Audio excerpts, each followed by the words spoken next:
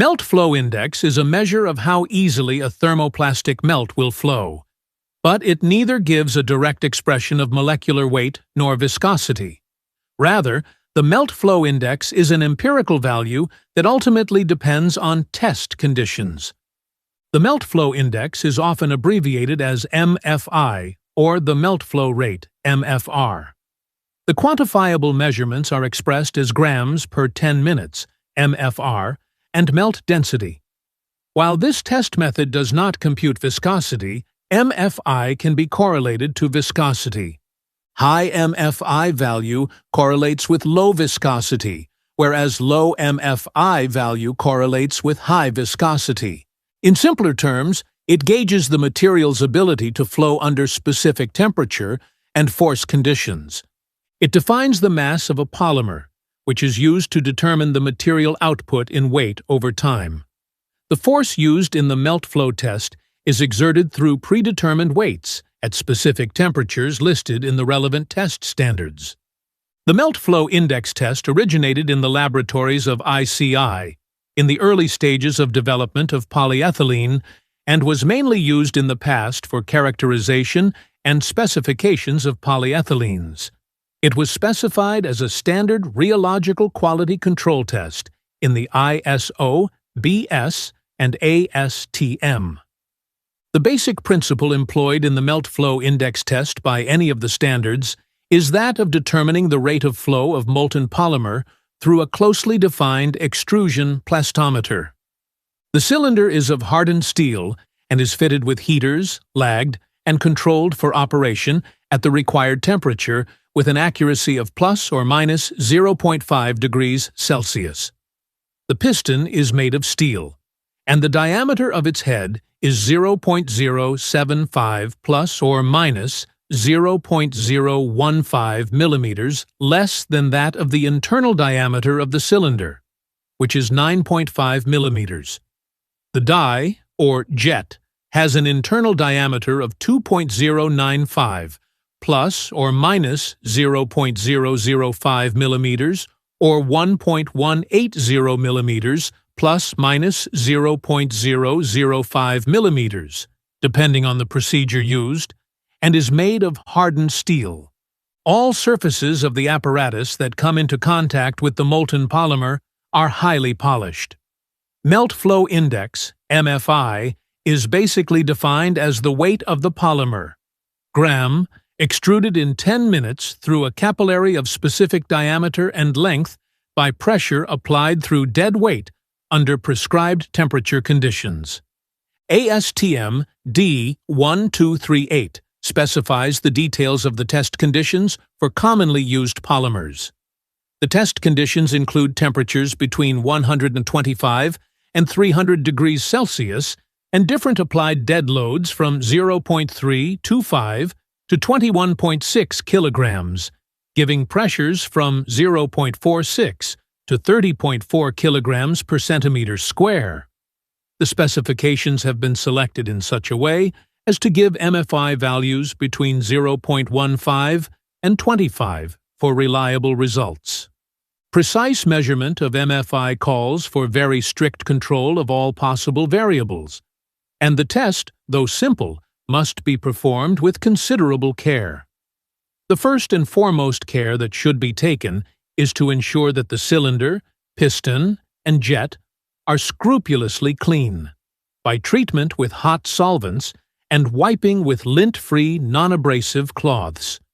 The cylinder should be maintained at the test temperature for 15 minutes and then charged with a test sample weighing between 4 and 8 grams within a period not exceeding 1 minute. The unloaded piston should be inserted, and then the necessary weight is to be added only after 4 to 6 minutes. When the molten polymer begins to extrude, the rate of extrusion is to be measured by cutting off extrudate at suitable intervals, as specified in the standards. Several such cut-offs should be taken up to 30 minutes maximum after insertion of the sample. The first cut-off, as well as any containing bubbles, should be discarded. The remainder, at least 3, are to be weighed to the nearest 0.001 grams, and the average mass is to be calculated. The maximum and minimum values of the individual weighings must be within specified values of the average. Otherwise, the results are to be discarded, and a further test should be performed on a fresh portion of the sample. All the cutoffs must be taken when the piston head is between 50 and 20 millimeters above the upper end of the die, as marked by the scribed lines on the piston. Another source of error in the melt flow indexer is the load required to shear the film of polymer between the plunger and the barrel or reservoir. This could also tend to result in an increase in the effective applied stress and in the output rate. The importance of designing a proper barrel for use with short capillaries is to minimize the error due to friction.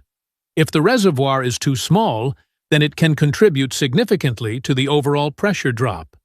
If it is large, the plunger friction would be considerable.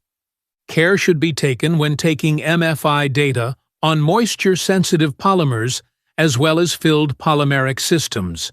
It might be advisable to modify the melt flow indexer such that dry nitrogen purging is possible during measurements on polyesters and nylons, which are known to degrade with moisture. For a highly filled system, there would be a tendency towards Bingham plastic, yield stress behavior, and hence the proper choice of load condition would be essential for reliable results. Filled systems like PVC would also create some difficulty due to migration of the fillers towards the capillary center, thereby giving erroneous results.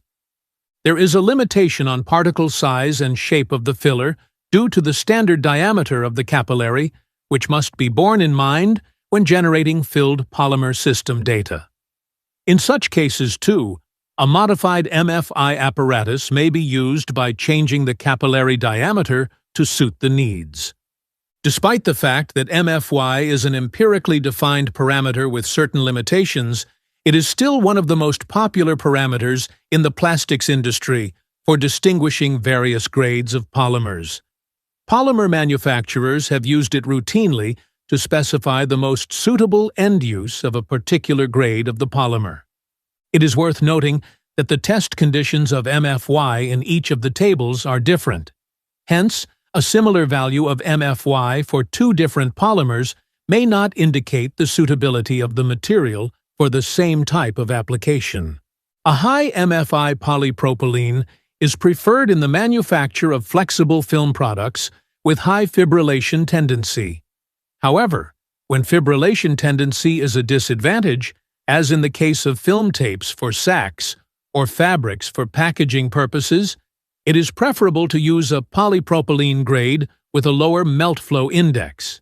In fact, MFI values greater than 2 to 3 grams per 10 minutes would tend to disturb the weaving performance due to fibrillation.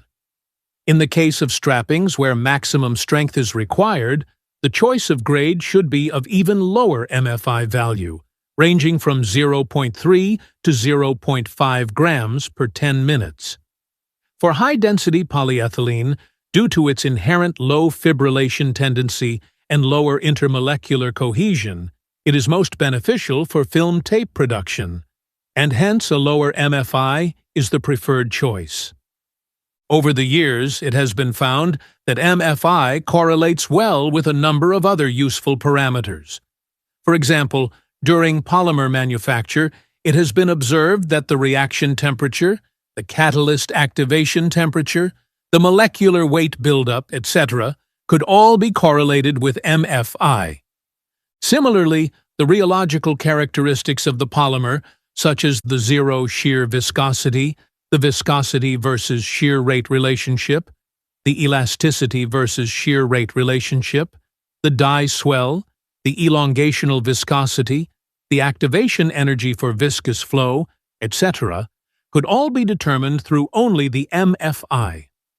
Further, the stability of the polymer during processing, its reprocessability, die design, mold filling behavior during injection molding, etc., could be adjudged merely through MFI.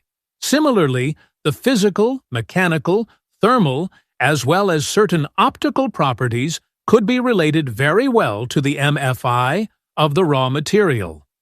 With all these enhanced abilities to predict a variety of properties, MFI has certainly been upgraded in its value,